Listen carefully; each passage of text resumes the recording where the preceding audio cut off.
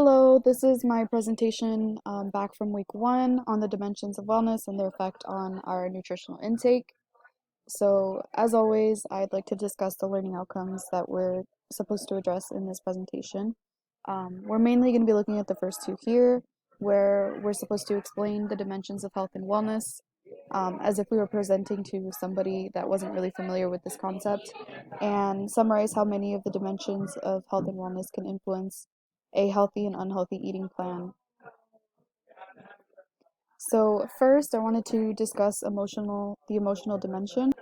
So some examples of the emotional wellness include recognizing and managing stressors, being able to take care of yourself, being willing to ask for help. These are all examples from the Simon Fraser University guide, by the way, and I've linked it at the end of this presentation.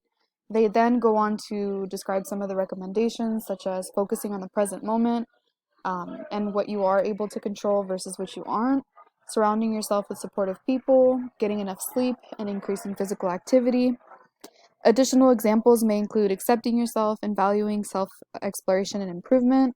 If this dimension is out of balance, individuals might feel overwhelmed, depressed, anxious, stressed, etc. They might also have difficulty dealing with their stressors and feel as if they don't have any control with what's happening to them.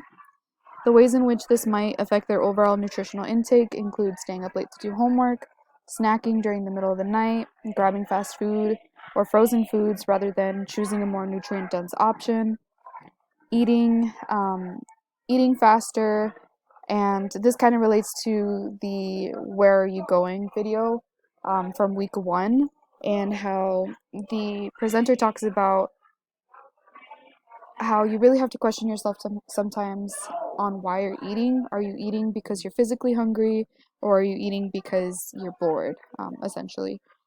There's also stress eating, over rewarding yourself with sweets or fast food.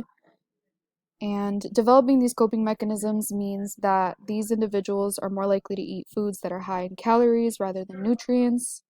Fast food and frozen foods also have higher levels of saturated fats and preservatives, such as sugar and sodium, all of which increase their risks of developing coronary heart disease.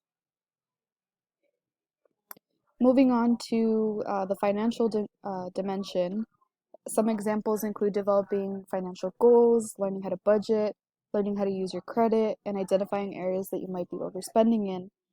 Some recommendations to better your financial wellness include using your debit rather than credit and finding resources available at your bank or on campus. Um, Financial wellness obviously can have a huge impact on your overall nutritional intake. Most people who are pressed for money and time tend to pick foods that have less nutritional value and are likely to increase their risk for heart disease once again. Learning how to, in addition to the recommendations that I have on this presentation, I did want to talk about how learning to look for sales and coupons can help lower cost and allow you to explore different options. Another important skill that you can use to better your financial wellness is learning how to read price labels in the fine print of packaging. Um, for example, sometimes you'll see the same product on the shelf, um, but there's like two different versions, and one simply says that it has a new look. However, you might notice that this product now has less. This is called downsizing. So you really want to be on the lookout for that. Moving on to environmental wellness, examples again from the Simon Fraser University um, guide include being aware of resources and risks in your surrounding, incorporating sustainable practices into your lifestyle, and recommendations can include maybe taking public transportation or learning how to properly recycle. Um, in addition to this, I just wanted to add that eating locally produced food is important as well versus imported foods that have a bigger carbon footprint. Using or starting a community garden can also be very beneficial for those in your surrounding area. Taking a local cooking class if it's available, and learning how to compare prices at grocery stores again. Um, this is especially important if you live in an area where there are more convenience stores and fast food restaurants than grocery stores. Um, in this case, you're more likely to eat foods that are, again, higher in saturated fats, sugars, and sodium. And you're also less likely to meet the standard nutritional needs, and you might even develop a deficiency or increase your risk for certain diseases. Long story short, your environment can determine whether or not you have access to certain resources. Moving on to spiritual wellness, some examples include peace and wellness, learning more about the mind-body connection, respecting the beliefs of others.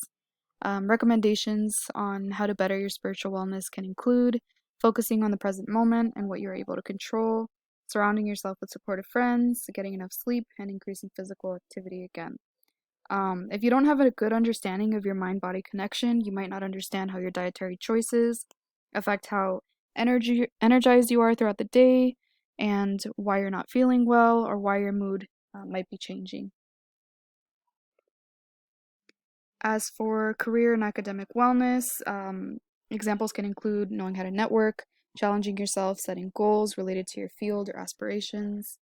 And again, some recommendations can include finding different ways on how to manage your stress or anxiety, um, especially if you're in a very fast-paced, a very tense environment, and also learning how to find a balance between mental and physical health.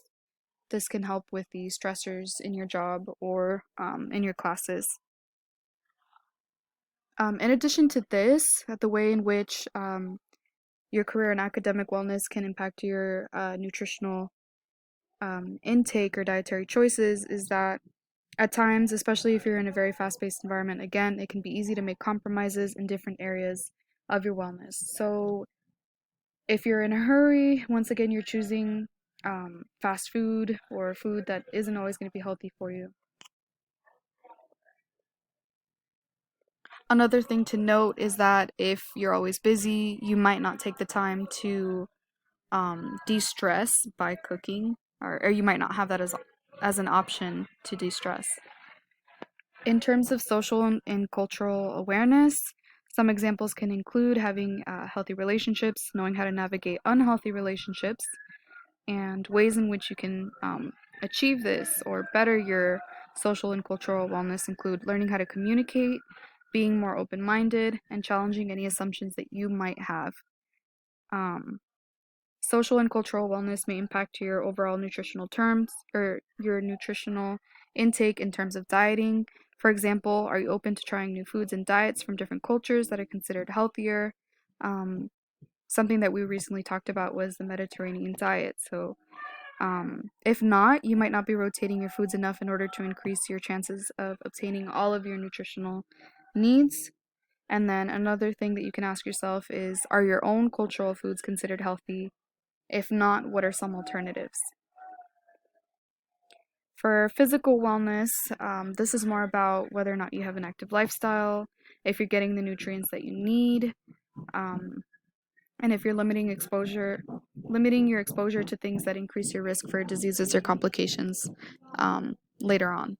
Some recommendations, if you're looking to better this area or this dimension, include joining a class that helps you become more active, scheduling physical activity into your schedule rather than holding it off, and eating at regular times.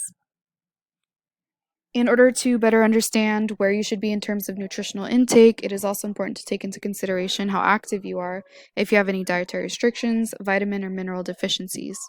And if you're out of balance in this area of your wellness, you might not be eating enough calories, you might also be overeating, or you might not be meeting your nutritional needs. You might also not be managing any pre-existing symptoms, and you might be increasing your risks for certain diseases. Okay, that is it for this presentation. Thank you.